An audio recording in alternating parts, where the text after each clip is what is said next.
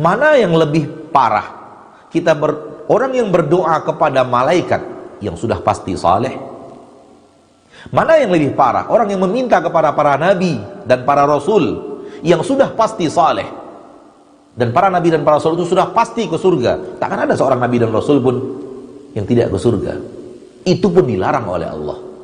Lalu bagaimana dengan orang yang tadi? Seorang manusia yang hidup 800 tahun setelah wafatnya Nabi kita, 1000 tahun setelah wafatnya Nabi kita, 1200 tahun setelah wafatnya Nabi kita, dan kita anggap soleh. Ini orang soleh, ini orang soleh di zaman kita, ini ahli ilmu di zaman kita, ini kiai di zaman kita, ini ustadz di zaman kita, ini buya di zaman kita, ini kuburannya. Mana yang lebih berhak untuk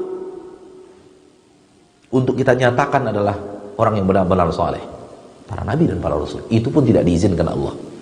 Tidak diizinkan Allah kita meminta kepada Nabi Isa. Tidak diizinkan Allah kita meminta kepada Nabi Musa. Tidak diizinkan Allah kita meminta kepada malaikat Jibril. Apalagi kepada orang yang belum pasti dekat dengan Allah, orang yang belum pasti selamat dari neraka.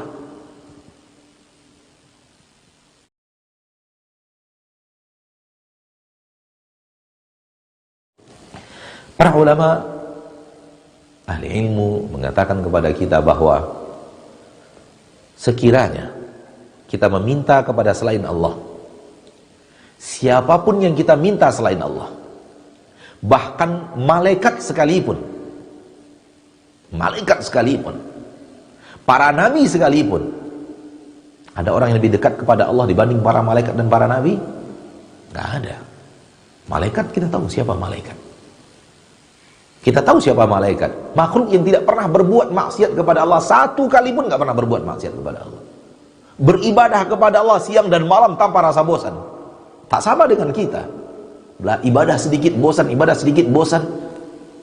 Namun malaikat siang dan malam beribadah tak pernah ada rasa bosan. Tak pernah berbuat maksiat. Dan selalu taat kepada perintah Allah. Dan Allah Tabaraka wa Ta'ala memuji mereka di dalam Al-Quran dengan pujian yang sangat banyak. Di antaranya bal ibadum mukramun. Mereka adalah hamba-hamba yang dimuliakan di sisi Allah. Inilah malaikat. Walaupun yang kita minta selain Allah adalah seorang malaikat,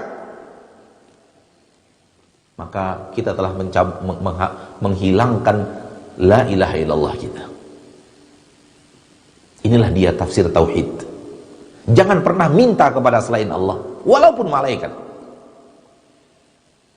Jangan pernah minta kepada selain Allah, walaupun nabi, walaupun rasul, walaupun makhluk yang paling dekat dengan Allah. Jangan minta kepada selain Allah. Jangan minta kepada mereka.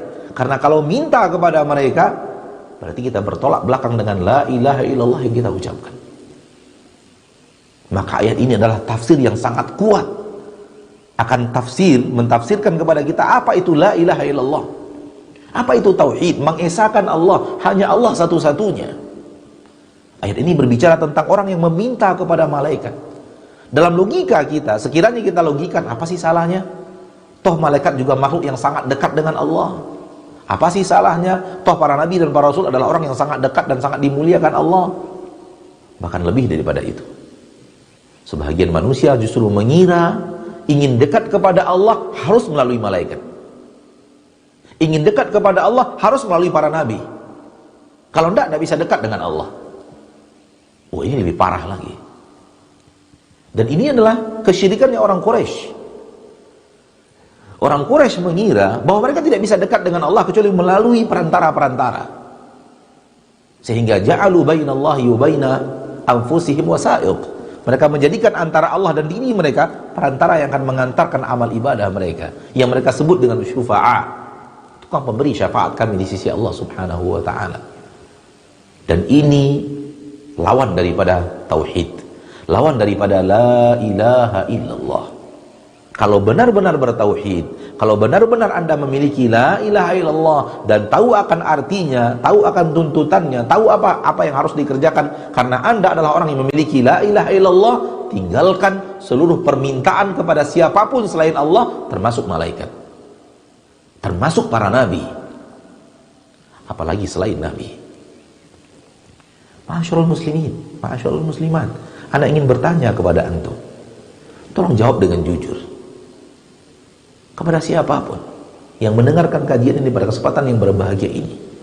Ketika seseorang datang ke suatu tempat dan tempat itu dianggap adalah kuburan seorang orang yang sangat saleh, pertanyaan ana, tidakkah di antara mereka ada orang yang meminta kepada orang yang dianggap saleh yang ada dalam kuburan itu? Tidak hanya sekedar murni berziarah kubur. Kalau hanya sekedar murni berziarah kubur, ini ibadah. Ini ibadah.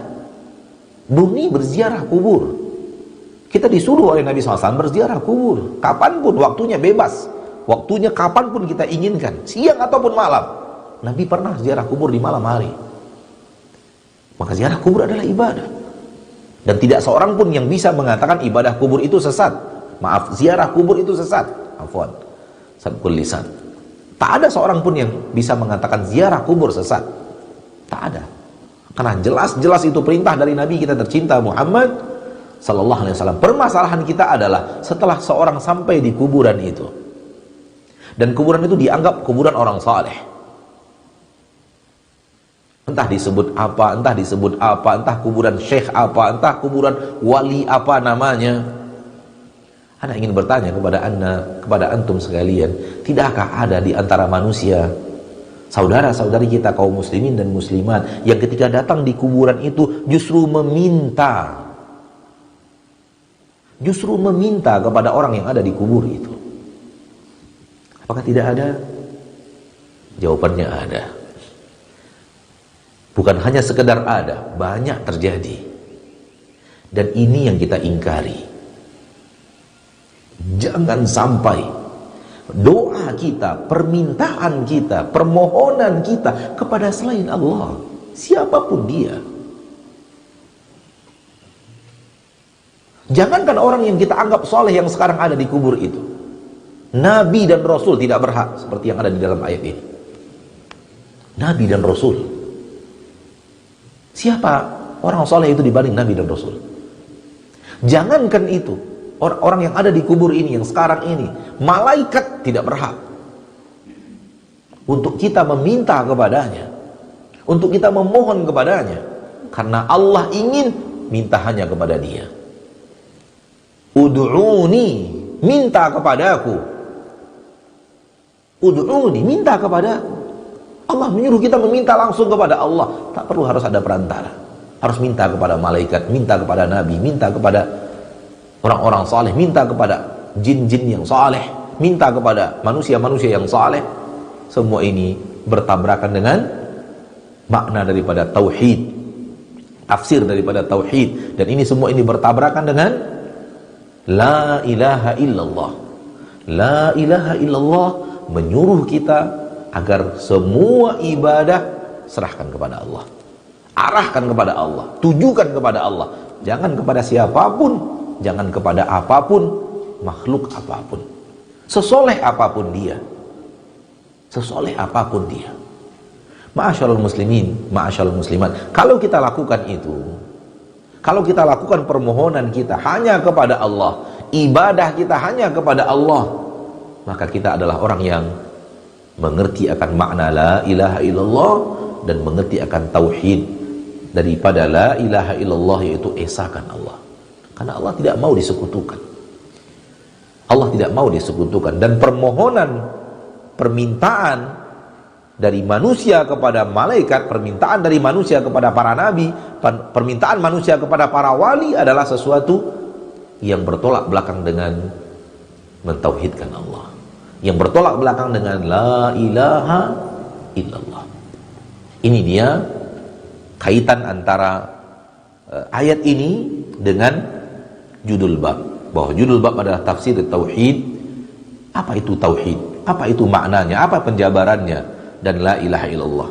Dan ayat ini menunjukkan bahwa Allah mendatangkan di dalam ayat ini sekelompok orang yang sudah salah la ilaha illallahnya, sudah salah tauhidnya. Kenapa? Mereka menyeru selain Allah, mereka meminta kepada selain Allah, walaupun yang tempat mereka meminta adalah orang-orang yang Allah cintai, orang-orang yang pasti dekat dengan Allah, yaitu para malaikat. yaitu para nabi, para rasul. Baik. Kalau kita tahu ini, mari kita sedikit mengambil sebuah poin ilmiah. Manusia hidup 1000 tahun setelah Nabi meninggal dunia. Manusia hidup 800 tahun setelah Nabi meninggal dunia. Manusia hidup 1200 tahun setelah Nabi SAW meninggal dunia. Dan dia dalam kehidupan hariannya terlihat sebagai orang yang beribadah dan saleh. Pertanyaan ilmiah adalah, apakah ada jaminan bahwa orang yang seperti ini pasti adalah orang yang dicintai Allah dan pasti adalah orang yang masuk surga dan sangat diridhoi oleh Allah? Jawabannya belum tentu. Jawabannya belum tentu. Dia hidup 800 tahun setelah Nabi meninggal dunia. Ia hidup 1000 tahun setelah Nabi meninggal dunia. Ia hidup 1200 tahun setelah Nabi meninggal dunia. Katakanlah dia hidup 1400 tahun di zaman kita sekarang, 1400 tahun setelah Nabi meninggal dunia. Naam, dalam biografi hariannya di hadapan manusia, dilihat oleh manusia, rajin ibadah, rajin salat, rajin berdoa, hafal Al-Quran, dan terlihat kehidupannya saleh setiap hari. Pertanyaannya, apakah orang seperti ini sudah dijamin pasti ke surga? Jawabannya belum. Karena tidak ada yang tahu siapa dia yang sebenarnya, yang sebenar-benarnya. Naam, di mata kita dia orang saleh, tapi jaminan surga belum ada. Taib. Kalau kita tahu jawaban ini, lalu kita hubungkan dengan ayat tadi, mana yang lebih parah? Orang yang berdoa kepada malaikat yang sudah pasti saleh, mana yang lebih parah? Orang yang meminta kepada para nabi dan para rasul yang sudah pasti saleh, dan para nabi dan para rasul itu sudah pasti ke surga. Takkan ada seorang nabi dan rasul pun yang tidak ke surga. Itu pun dilarang oleh Allah. Lalu bagaimana dengan orang yang tadi? Seorang manusia yang hidup 800 tahun setelah wafatnya Nabi kita, 1000 tahun setelah wafatnya Nabi kita, 1200 tahun setelah wafatnya Nabi kita, dan kita anggap soleh. Ini orang soleh, ini orang soleh di zaman kita, ini ahli ilmu di zaman kita, ini kiai di zaman kita, ini ustadz di zaman kita, ini buya di zaman kita, ini kuburannya. Mana yang lebih berhak untuk kita nyatakan adalah orang yang benar-benar soleh? Para nabi dan para rasul. Itu pun tidak diizinkan Allah. Tidak diizinkan Allah kita meminta kepada Nabi Isa. Tidak diizinkan Allah kita meminta kepada Nabi Musa. Tidak diizinkan Allah kita meminta kepada malaikat Jibril. Apatah lagi kepada orang yang belum pasti dekat dengan Allah, orang yang belum pasti selamat dari neraka. Ma'asyarul muslimin. Dan manakala kita melihat kebiasaan orang-orang yang kemudian terlalu dekat dengan kesyirikan, dengan meminta kepada para wali, meminta kepada kuburan-kuburan yang mereka anggap kuburan wali, mereka terjumus dalam poin yang tadi kita katakan. Mereka terjerumus dalam poin yang tadi kita katakan. Mereka meminta kepada selain Allah, padahal itu dilarang oleh Allah subhanahu wa ta'ala. Jadikan harapan hanya kepada Allah, permintaan kepada Allah. Ma'asyarul muslimin, ma'asyarul muslimat, rahimani wa rahimakumullah.